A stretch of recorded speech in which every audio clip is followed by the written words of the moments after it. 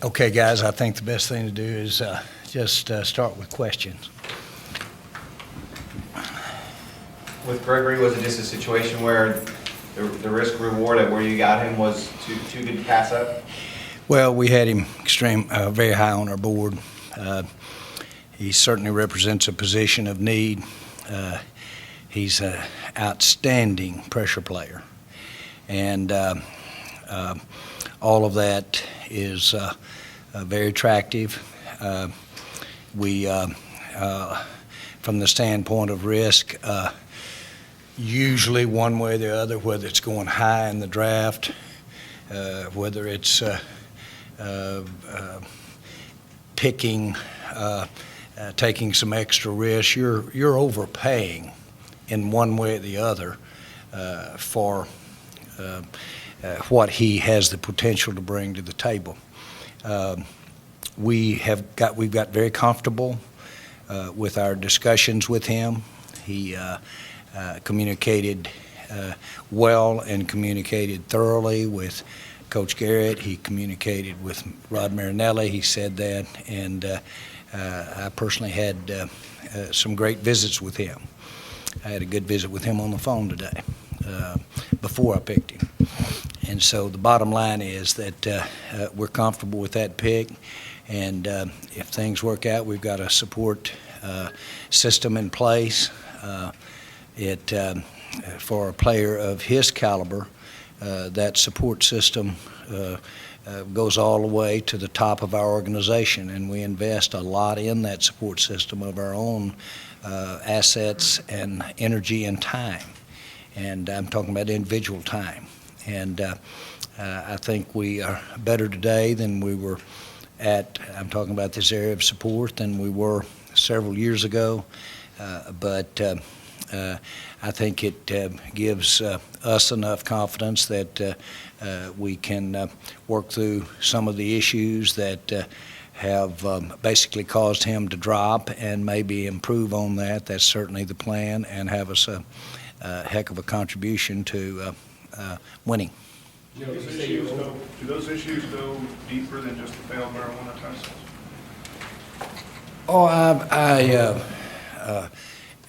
I really don't want to visit about specifics, but generally speaking, if you have behavior that potentially either in society or relative to your profession or relative to your work that is disruptive there, more often than not, to really address it, you've got to go beyond just literally just making your mind up and being disciplined. And that's probably too mouthful of you would expect that certainly to the extent that you look at everything that was involved here. This shouldn't be a first for anybody that may have had any of these issues. Then you could find several things that have the potential to improve. Jerry, you say you're overpaying one way or the other. Obviously, you're not overpaying for him monetarily, given what he'll make on the rookie wage scale. Do you feel like you're overpaying in terms of the risk that you're taking on with this pick? Well, I think risk is a form of paying the price.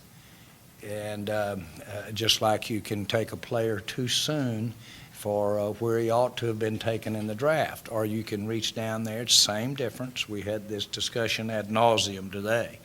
Or you can reach down there and take one of your draft picks and add it to another one and make a trade and go up. That's overpaying too.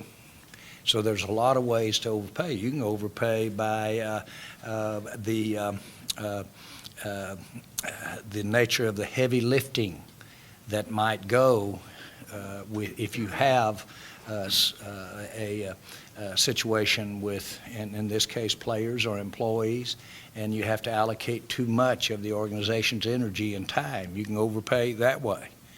Now, I have found that in some cases, we, the Cowboys, have had a lot of success overpaying in that nature if in fact it's pertinent to some other outstanding qualities that the player might have, and that usually means they can play outstanding, and they're playing in a valuable position, playing corner, they're playing pass rusher, or they're playing a position that really is worth all of the effort and time that you're putting into it.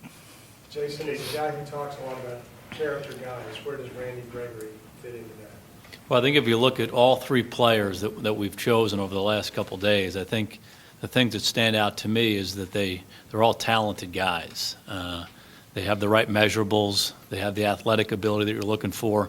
And I also think they have very good football character. The people we know, and when we've been around them, they say they practice hard, they play hard. We see that on tape with all three guys that we've taken.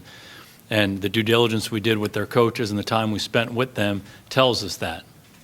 Now, in Randy's case, obviously there's some off-the-field concerns that we had. It's one of the reasons the player so high on our board slid to the bottom of the second round. We had him in here. We spent a lot of time with him. Each of us had long conversations with him. Coach Marinelli spent time with him. Leon Lett, Ben Bloom spent time with him. Guys are going to be around him. And again, we got our arms around where he is. Clearly made a mistake at the combine. He's acknowledged that. And one of the things that we really pride ourselves on is providing the environment for players to be their best. Now, that's the coaching staff. That's one of the things that we emphasize maybe as much as anything else. Somehow, some way, provide the right environment as coaches to bring the best out in them. But as Mr. Jones alluded to, we feel like that's the responsibility of our support staff as well. And we take great pride in that. We've had other players who have had different off-the-field issues that we feel like we've helped them with. So in terms of those off-the-field issues that Randy has, we feel like we can help him address those. Jerry, Greg Hardy had a tweet tonight that was in somewhat poor taste about the 9/11 attacks. Probably don't know much about it now. You'll probably learn a little bit more about it. With that, with the episode last week with his teammate, is there any concern for you that he's not doing enough right now to show that he's the right kind of guy? We've addressed and will address that, but we've addressed the specific tweet. I'm aware of it, and we will address that, and we'll just leave it at that.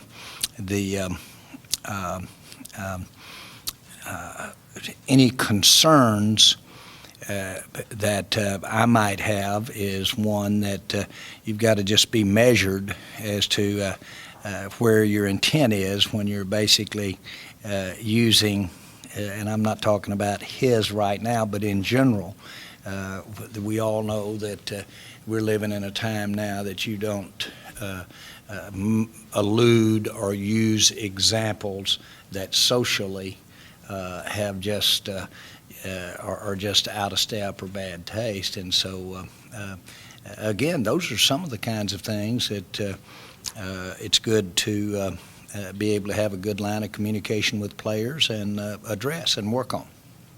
That's something you have a conversation with them, any one of you all going forward, probably Jason. Yeah, immediately. Has it happened yet, or after tonight? I've attempted to be in communication with him already. Jason, speaking of Hardy and obviously with Randy Gregory, how much better are you guys at getting to the quarterback than maybe you were a few years ago? Well, I think each of these guys, they're elite pass rushers. Obviously, Greg Hardy's demonstrated that at the NFL level, and we feel like Randy Gregory's demonstrated enough at the college level to be able to project him to be a guy who could play right end for us and really impact the quarterback. Now, the transition for any college player to the NFL is a significant one, and there'll be growing pains there, but there's certainly the attributes there that he's demonstrated at the college level, and certainly, as I stated, Greg has demonstrated at this level. So we want to get him into our system, teach him how we want them to play, and then put them to work. Stephen, were you surprised that Randy slipped that far?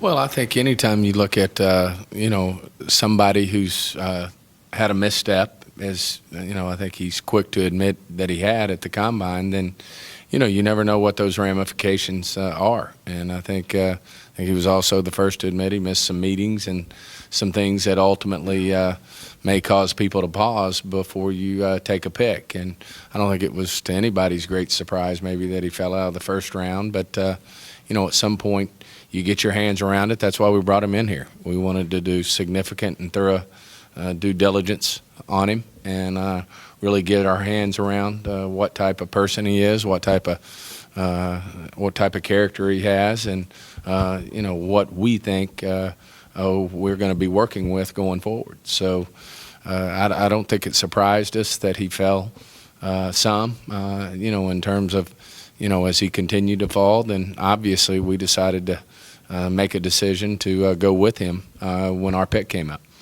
Stephen, can you take us through the mindset of going with Chaz Green in the third round? Well, I think anytime, you start, first of all, with the premise of he was the best player on our board. And we'd done, as I said, a lot of work to get our board and sort it out in the proper order.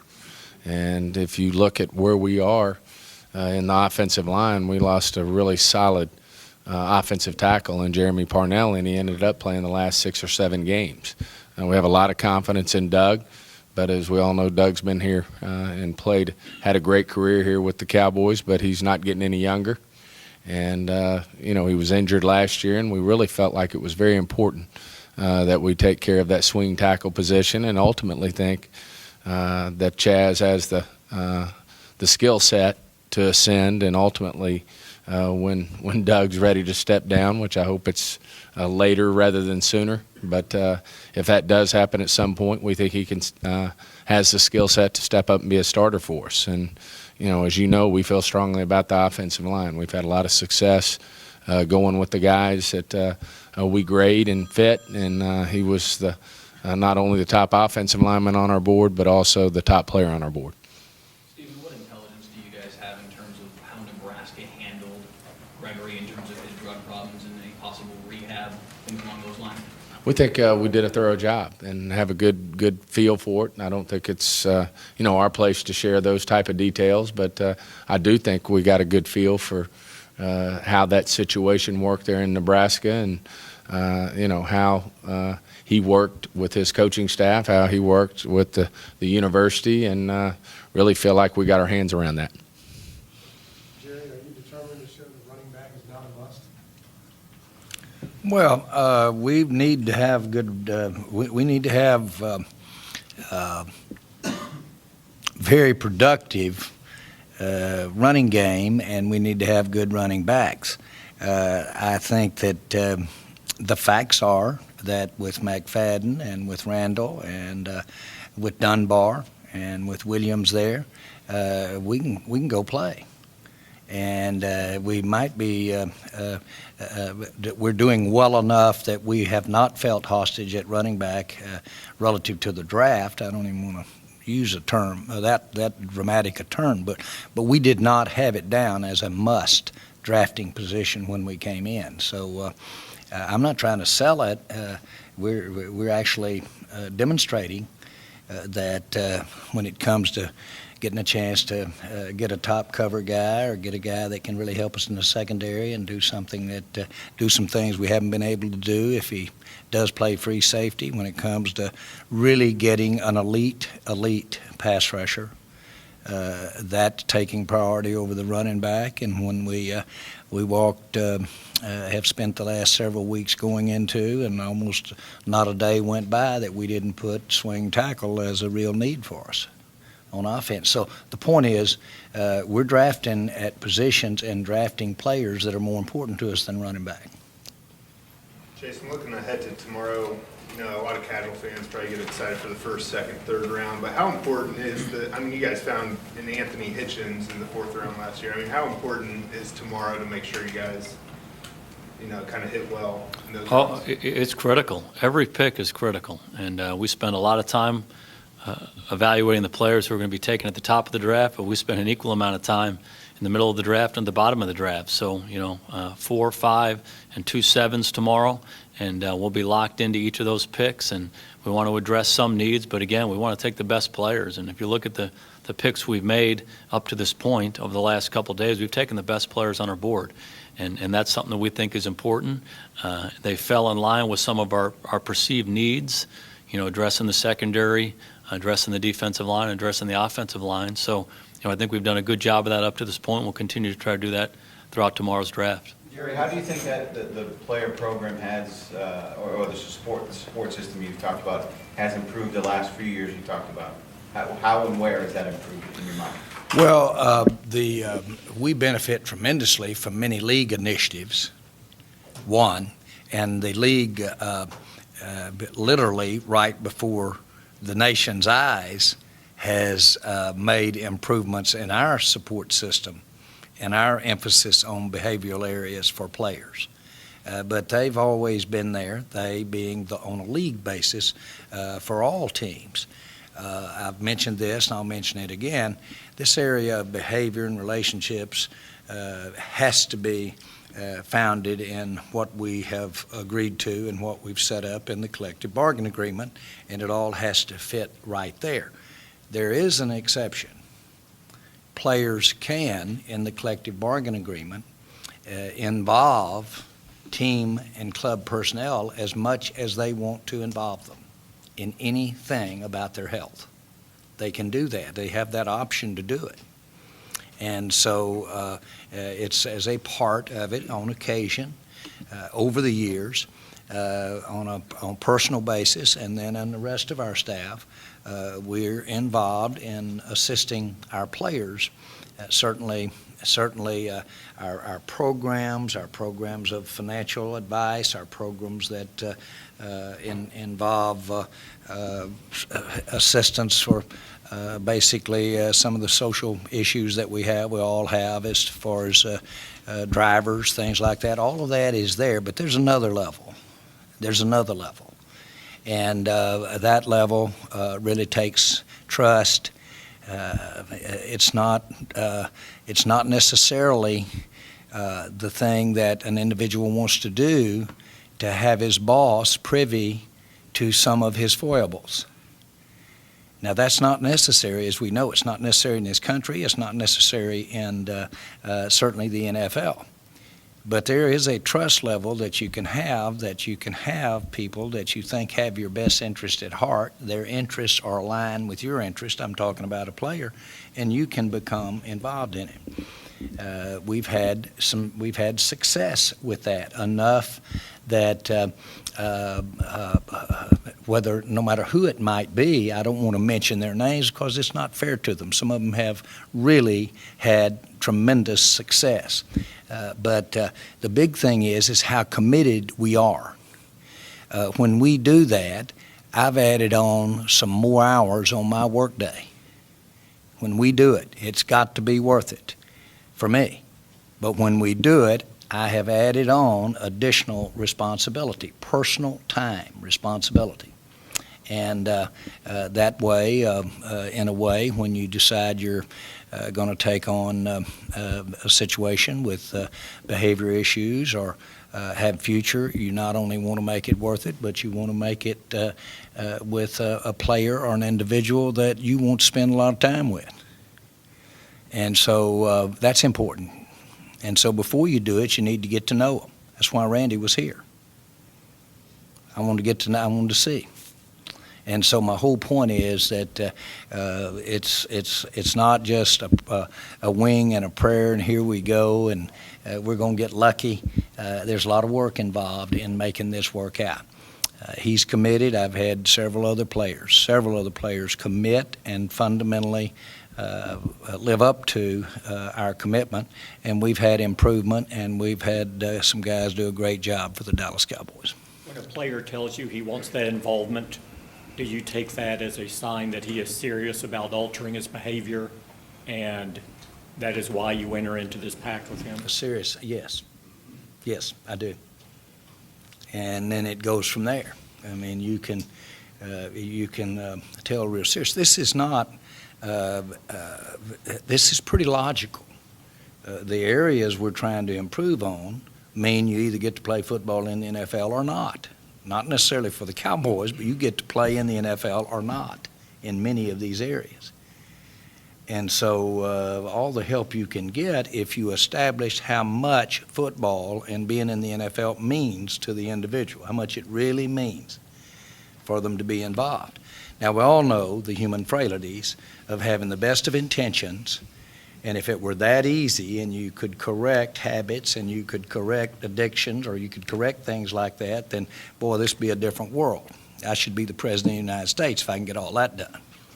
But it's not a laughing matter. My point is, it is certainly not, it is not easy. But in many cases, it can be the difference. More often than not, there hadn't been that kind of time spent on it.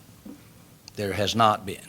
And so if intensity, if having an incentive to be able to do a good job, if having the resources and the wherewithal to do a good job, to help a Dallas Cowboy become a real viable part of not only the Cowboys but the NFL and what have you, we've got those assets to work with him.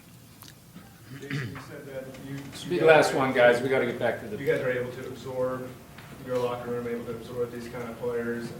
But do you feel like there could be a tipping point when you bring on multiple players that have maybe off-the-field issues or character concerns? Well, again, we value high-character players, and we talk a lot about football character and personal character. And I think anybody who knows the guys on our team and understands the culture we've created here understands that that's an important thing for us, and our team is made up of those kinds of guys. Not everybody's perfect. I'm not perfect. You're not perfect. Nobody up here is perfect. So what we try to do each and every day is be our best, create an environment for our players to be our best. And we do believe when you have high-character people around them, that can help some of the people grow and be their best both on and off the field.